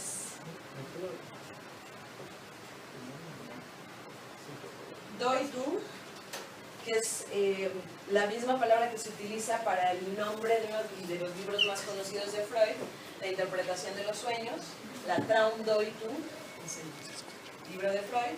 Deutung lo tradujeron como interpretación, pero en realidad no hay una palabra como mucho más exacta para pensarla en español, pero es mucho más cercana a construcción más que interpretación. O sea, cuando Freud está pensando en la Traumdeutung, la interpretación de los sueños, está pensando en la construcción de los sueños. Es decir, está diciendo de alguna manera que los sueños no significan nada, sino que hay que construirlos. Por eso habla del trabajo del sueño. Uno sueña cosas y habla sobre el sueño, y entonces construye un sentido sobre el sueño. Esa es la Deutung para Freud. Y entonces esta palabra de Deutung como interpretación me la llevo para acá, porque un poco utilizando estos vínculos teóricos, cuando se habla de sociología clínica, se habla de un arte de investigación, pero un arte interpretativo. Es decir, se están buscando todo el tiempo, de manera incesante, sentidos respetando la singularidad.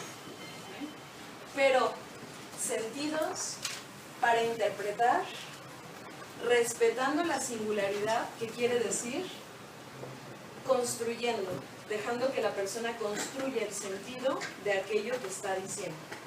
¿Qué es distinto? Seguramente ustedes ubican estos libros chafísimas de Interprete sus sueños.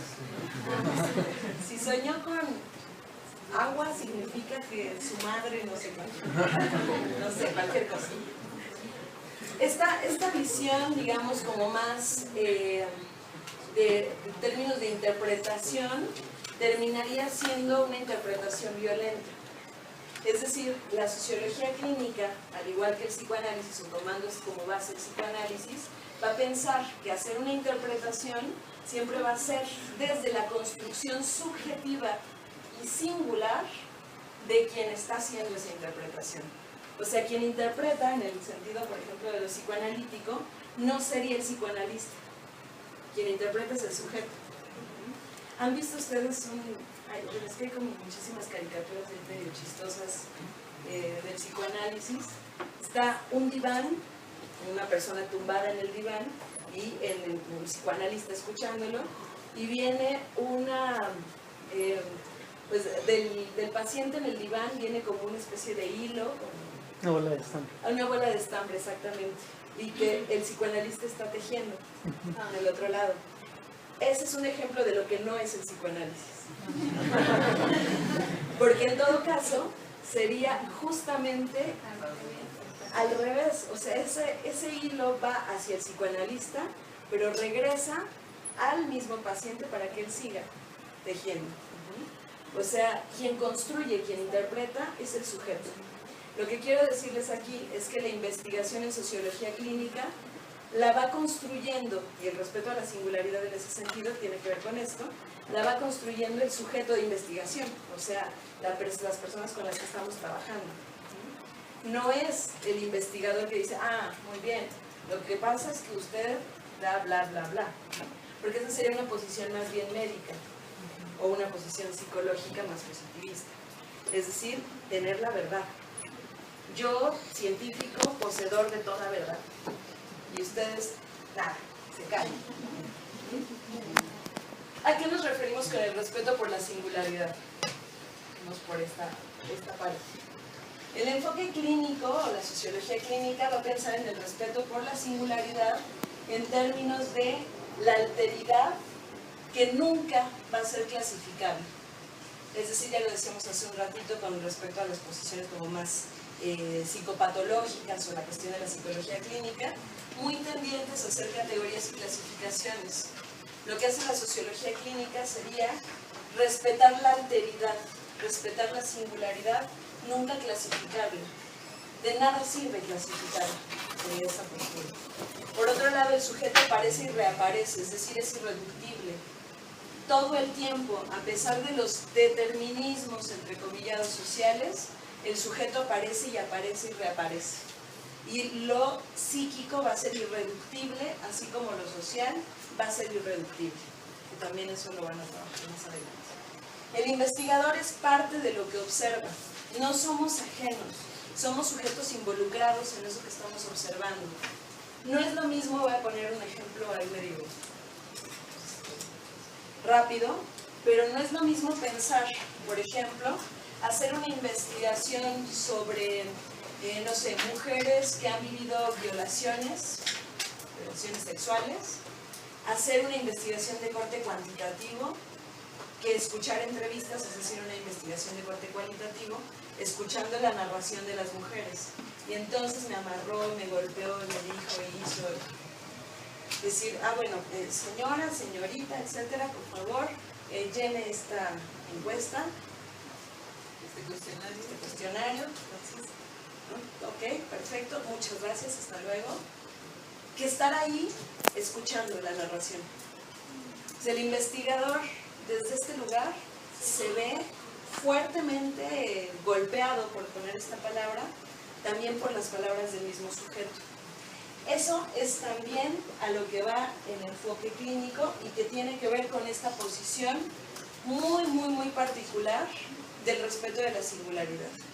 Para esto quiero hacer un ejercicio, no nos va a dar tiempo de ver todas las imágenes que traigo, pero les traigo algunas imágenes y quisiera que ustedes me dijeran, que observen esta pintura y me dijeran qué observan aquí.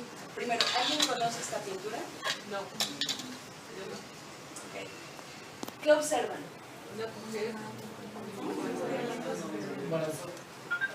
Una mujer embarazada, dicen por allá. Una mujer y un bebé. A ver, uno por uno, a ver, observamos. A ver, manos, lo que quieran decir.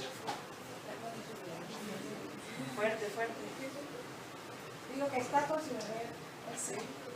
Ay, así lo ves como si hubiera acá en el ultrasonido, ¿no? En la imagen esta 3D. Digo, pues me imagino ahorita que lo veo ahora como las imágenes 3D que Ok. También se observa una mano en rojo. Sí. Curiosamente. Sí. ¿Será del bebé? No, debe tener algún significado para quién es esta pintura, porque vemos otra mano que pareciera, que es la que parece que está sosteniendo. Una junto al bebé. El inconsciente y el sentir de ese inconsciente. Ok. Sí, pero tal vez ahí ya entra una interpretación muy subjetiva por la intersección de el contexto actual. Hace un momento preguntabas por el interés del seminario, que viene el tema de la perspectiva de género. Ligándolo a la imagen, yo pensaría en una mujer que trae en su rebozo a su bebé y la mano representa la violencia, porque es roja, o sea, rojo sangre, representa la violencia. Ok, bien. Por supuesto, es una interpretación. Es decir, todo lo que podemos decir nosotros, conociendo o no la pintura, es una interpretación. Un poco pensando en lo que decía Foucault con respecto a la verdad. O sea, no podemos llegar a la verdad, solo podemos hacer interpretaciones de eso que vemos. Entonces, claro, quién sabe, y claro, totalmente desde nosotros, porque nos interesa, por ejemplo, la perspectiva de género, entonces algo se ve de ello, porque se supone que vamos a trabajar cuestiones de violencia de género, entonces, o porque pues la profesora puso esa imagen, y eso estaba pensando hace rato, porque está embarazada, entonces se proyectó, eso estaba pensando mientras reveía la presentación. Pero vaya, son interpretaciones. ¿Alguno de ustedes se llevaría esta pintura y la pondría en la sala de su casa? ¿Quién sí? ¿Por qué sí? Porque te gusta, estéticamente te parece bien. Sí. Porque siento que, bueno, una interpretación mía es como que está abrazando a su bebé, entonces ese es el lazo que une a la madre y al bebé, ¿no? O sea, que separa un poquito tal vez a la violencia y une a la familia. Ok. Ok, bien. Pero la mayoría dice que no. A ver, levanten la mano quien no se lleva esta pintura a su casa. No, yo jamás. Pues sí, una diapositiva, ¿no? Bueno, primero porque hay que ser cautos con lo que colocamos en nuestra casa, porque ahí estamos para muchas horas, ¿no? Digo, muchas horas sentados. Pero bueno, y entonces quiero ver algo alegre, algo agradable. No se te hace alegre, entonces. No, incluso veamos, ¿qué colores tiene? El café. Café en diversos tonos. El café claro, el café oscuro y un tono amarillento. No. Sí. Yo ahorita ya analizando con lo que dijo Eduardo, me viene a la mente el tema de mi manuscrito recepcional, ¿no? Donde interviene una paciente con un estrés postraumático de violencia, de abuso sexual en la infancia. Entonces me parece como más como una portada de libro, una pintura que yo quisiera tener en mi casa, ¿no? Sería como cargar con esos problemas. ¿Okay? Es decir, hay una mirada, digamos, no, por más que alguien pueda decir es una pintura bonita, algunos lo dijeron, a mí me parece una pintura bonita, estéticamente, pero hay algo que es muy trágico de esta pintura. La mayoría al menos tuvo esta visión. Esta es una pintura de un pintor austriaco que a mí me gusta muchísimo, que se llama Egon Schiele, y el nombre de la pintura lo dice todo. Madre muerta. Este autor todo el tiempo está pintando madres e hijos, madres e hijas, etc. Pero siempre en una posición muy trágica, muy trágica. ¿Por qué les traigo esta pintura? Además de que quién sabe por qué elegí una imagen así. Pero les traigo esta pintura porque evidentemente lo que nosotros podemos hacer al observar algo es interpretar. Lo que nosotros opinemos es interpretación. Pero la interpretación siempre parte de nuestros propios referentes y de nuestra propia subjetividad. ¿por qué la mayoría, sin saber de esta pintura, sin saber su nombre, etcétera, por qué la mayoría dijo, "Ah, no, yo paso, yo jamás, no me la llevaré a mi casa"? Por las cosas con las que las relacionamos, ¿no? Claro. Sí, sí, por lo que lo relacionamos y también porque sensitivamente hay algo que no checa. Bueno, por ejemplo, en su rostro se puede apreciar que no está como contenta, sino que está como frustrada, no sé, angustiada. Entonces, no sé, me causa como tristeza. No me gusta. Claro, claro. Sí. A mí me llama mucha atención a Mano, de ella, bueno, cómo está lastimada, cómo de hecho nada más se le ven 3 dedos, porque no alcanzo, o sea, por más así siento como si estuviera así, o sea, como mutilada exactamente, y lastimada, está enrojecida, o sea, como dices tú, me marca mucho dolor. Yo creo por eso yo también pensé, no me la llevaría por eso, porque de verla me causa, o sea, dolor, o sea, está así, su mano que está totalmente, bueno, no sabía que estaba muerta, pero se veía como vegetada, maltratada, o sea, se ve mal, claro, y mutilada, exactamente esa es la palabra. Y hasta inclusive el dedo este está totalmente choco. Sí, sí se le ve el dedo, pero está... Ahí dices causa. Está doblado. Causa. Sí. Los críticos de arte, los que hablan de la biografía de Schiele, lo que dicen es que él tenía una relación sumamente compleja con su madre. Y entonces, bueno, el padre muere cuando él es muy pequeño, la madre se queda con todos los hijos por mantener, y entonces los trataba muy mal, tiene una relación muy lejana con los hijos, la madre de Schiele con él y con sus hermanos. Y bueno, hacen una serie de interpretaciones del por qué este artista trabaja tanto este tipo de pinturas. Están hablando estos críticos de arte, así como ustedes ahorita como críticas de arte, ¿estamos hablando de verdades? No.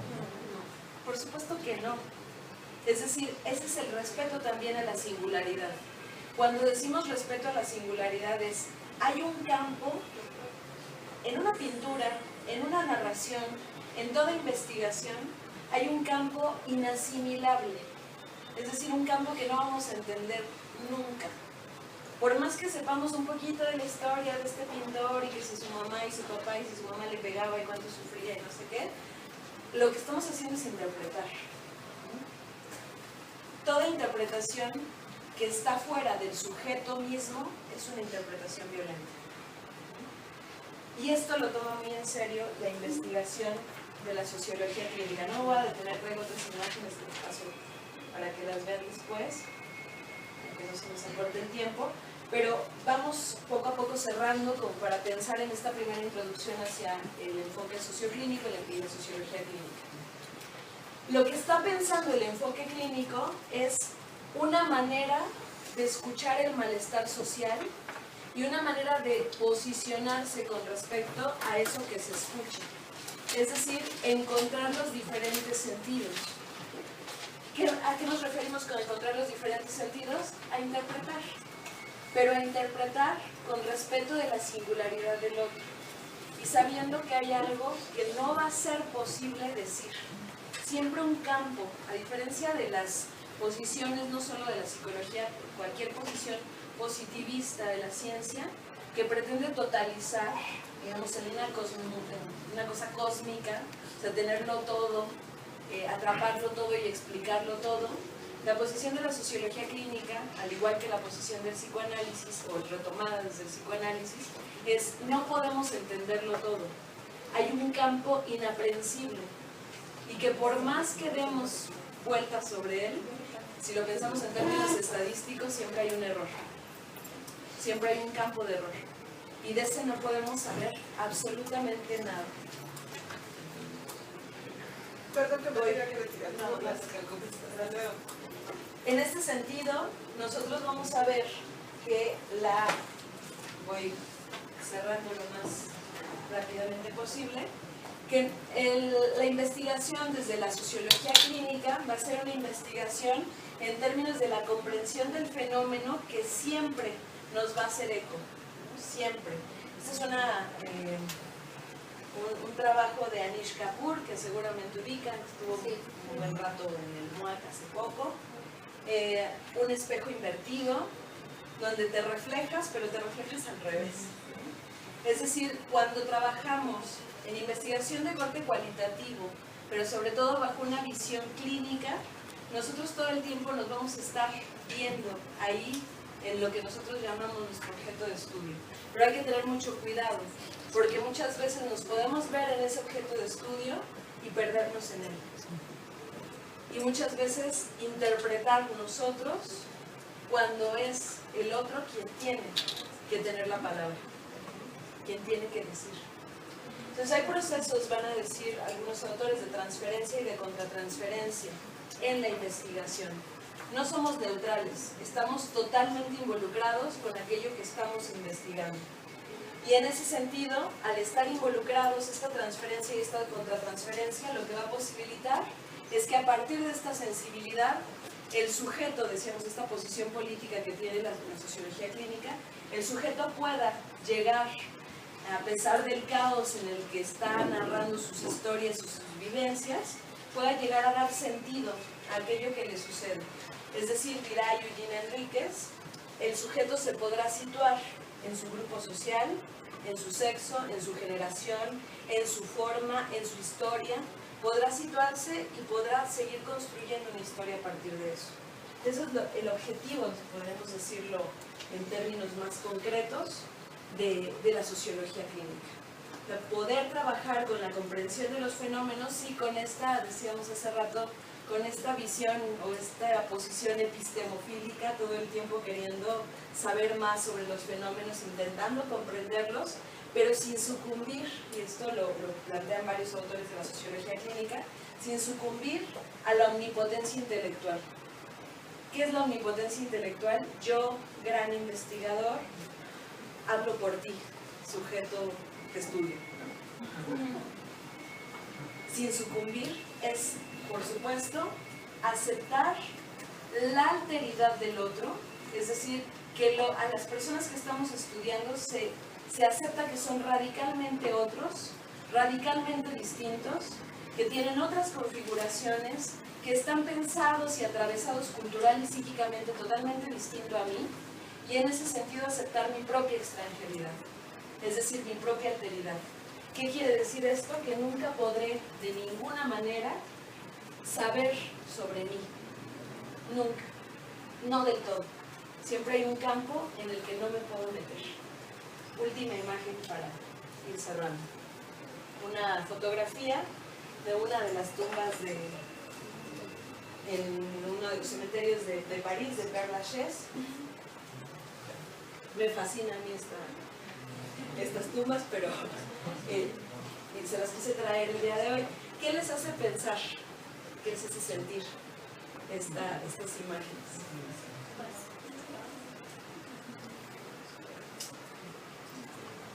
Sí. Otra vez una postura muy subjetiva, tal vez incluso, sí, incluso fuera de lo, o sea, ya por un gusto personal, ¿no? Inmediatamente pienso en el fantasma de la ópera. A mí me encanta y está, al menos en el musical, incluso en la película, cuando Christine va al cementerio a ver a su padre, fue lo primero. Lo primero. De nuestros referentes. Parece que es asociación libre. Sí, un poquito ahí en asociación libre. Sí. Vean estas dos figuras que están a la entrada de esta tumba y qué les causa. Tristeza, dolor. A mí me causa un sentido de bienvenida, como si fuera ese mi lugar. Me están invitando a Sí. Como en Egipto, cuando son las pirámides, se ponen igual dos personas así al lado, como si ese lugar estuviera cuidado por y eso fuera una bienvenida. Bien, sí. Esta cuestión de la subjetividad es absolutamente distinta a las visiones. Yo no acepto la invitación. Gracias. En que al final de tu vida siempre se termina en ese mismo lugar, o sea, todos vamos a terminar ahí. Entonces, de momento sí, como que me despierta, tal vez no como angustia o tristeza, pero como que me recuerda que la vida es finita y que todos vamos a pasar por eso. Sí. ¿Alguien le causa miedo? Bueno, desde mi punto de vista a mí me gusta la fotografía como tal, pero me llama la atención mucho la parte de esta como entrada hacia, no sé si será una cripta o lo que sea, pero me llama la atención esta como entrada, tal vez por porque la fotografía es blanco y negro, como esta entrada a la oscuridad, como no sé, este punto, y más aparte de las dos estatuas, a mí la de la izquierda se me hace como que tiene las manos en la cara como si estuviera llorando. Entonces ese sí es algo, no sé, como que a mí me llama la atención las dos estatuas. Sí, ok. Hay algo, por supuesto, tétrico, ¿no? Y es evidente que es la muerte ahí puesta, ¿no? Un lugar a donde vamos a ir todos en algún momento del cielo. A mí me causa como plenitud. Digo, a mí me encanta mucho el trabajo en mármol, eso me parece maravilloso. No sé, los detalles me parecen hermosos. Yo no le veo nada de tétrico, al contrario me parece hermoso, pero me causa esa como plenitud. O sea, no es miedo, es como, sí, como la bienvenida, ¿no? O sea, ven, pasa. Pues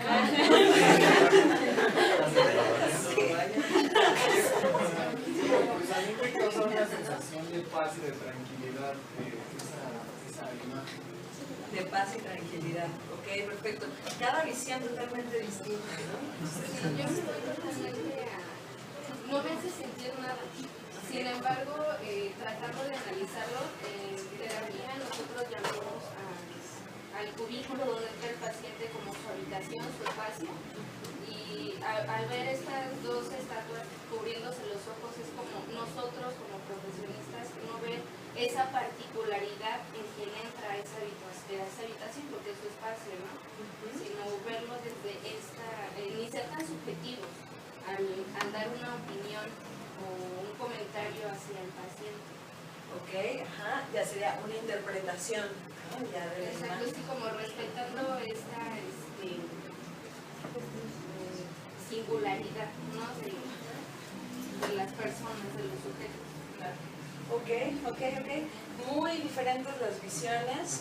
Un poco la idea es estas, por supuesto, esculturas que son bellísimas y maravillosas, tenerlas enfrente es maravilloso, pero más allá de la cuestión estética, de la belleza, de la escultura misma, o sea, lo que presenta aquí es una cuestión, por supuesto, ligada a la muerte, evidentemente a la muerte, pero no podría ser también que lo que causa cierta ansiedad, etcétera, es este rostro cubierto. O sea, hay algo que se difumina entre manos, manto y rostro. Y es algo que no podemos ver. Claro, nos dan la bienvenida, pero la bienvenida a la muerte, ¿no? No es cualquier bienvenida.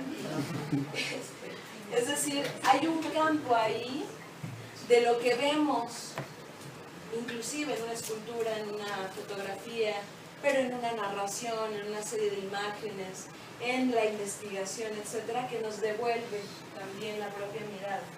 Entonces somos tocados también por los objetos de estudio. Utilicemos esta imagen para pensarlo así. Y hay algo ahí de esa singularidad que es muy propia, y que va a estar todo el tiempo puesta ahí.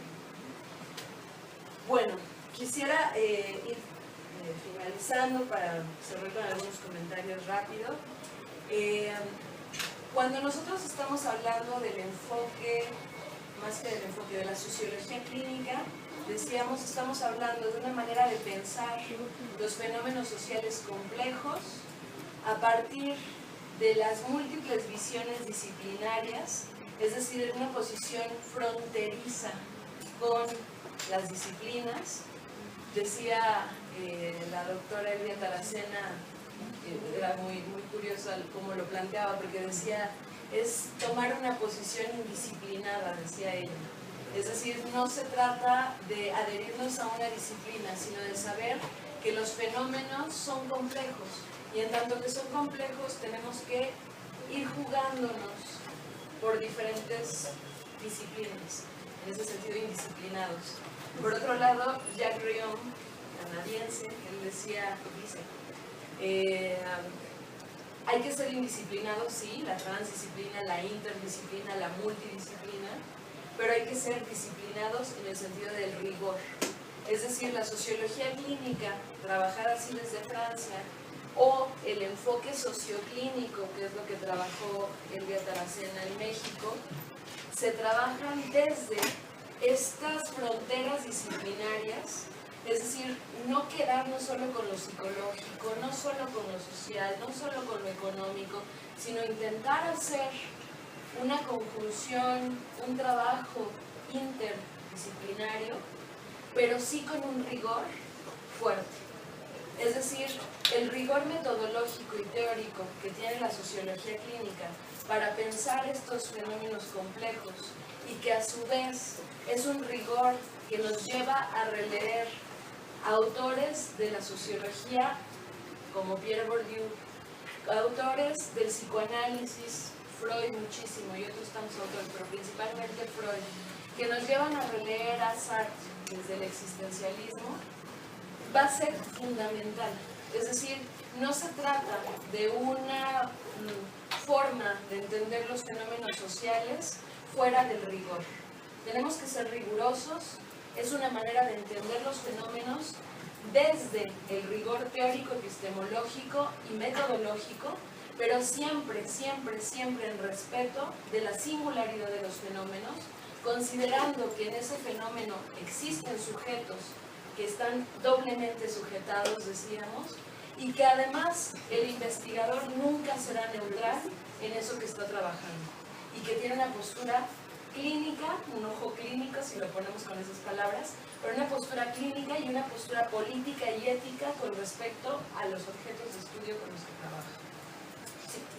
Ahí también tendríamos que conocernos a nosotros y ver nuestra implicación personal que tenemos en el fenómeno que estamos estudiando. Así es, nunca estudiamos cualquier tema, cada quien tiene temas y posibilidades de estudiar distintas, incluso digo, en la elección de ser psicólogos ya dice algo, pero vaya, los temas que nos interesan están escogidos no al azar, no porque pensé que la violencia de género pues, estaba padre, ¿no? Está en onda hoy.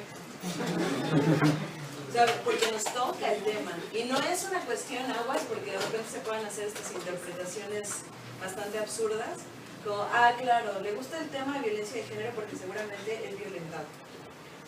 No va por ahí tampoco el asunto, ¿no? No es así de literal. De repente, como estamos implicados, como nos tocan los temas, son cuestiones más simbólicas, insisto, ligadas a esta cuestión psíquica, cultural, que todo el tiempo nos está haciendo elegir temas de investigación, relaciones amorosas, disciplinas y hasta metodologías.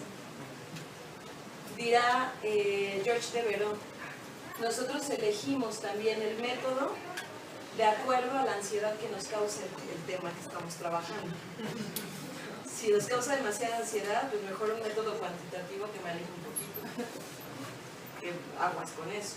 O sea, claro, hay muchísimas cosas que pensar todavía. Entonces, bueno, yo dejaría hasta aquí, hay muchos elementos todavía por trabajar en las siguientes sesiones, pero ya no me meto en los rumbos que les tocarán a mis compañeros. Pero quisiera rápidamente si hay alguna pregunta, comentario hasta el momento. Si no, pues ya no. ¿Hasta aquí? Sí.